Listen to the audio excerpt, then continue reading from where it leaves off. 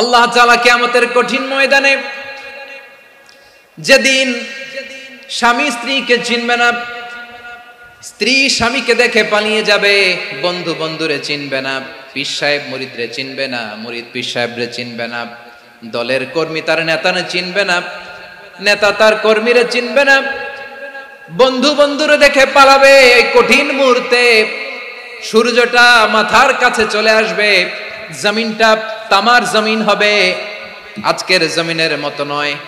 মানুষ ঘর্মাক্ত, ক্লান্ত, শ্রান্ত মাথার মগজগুলো কানের ছিদ্র আর নাকের ছিদ্র দিয়ে বেয়ে বেয়ে পড়বে। বিশ্বনবী ফরমান, ময়দানে 7 শ্রেণীর ব্যক্তিকে রব্বুল আলামিন তার আরশের নিচে ছায়া দিবেন। তার মধ্যে প্রথম শ্রেণীর ব্যক্তি হলো ইমামুন আদিল। ইমামুন আদিল, ন্যায়পরায়ণ শাসক,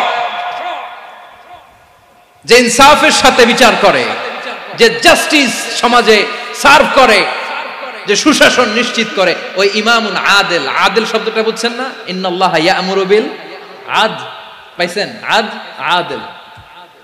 7 শ্রেণীর ব্যক্তিকে আল্লাহ তাআলা সুশীতল আরশের নিচে ছায়া দিবেন, যেদিন তার দেয়া ছায়া ছাড়া কোনো ছায়া থাকবে না।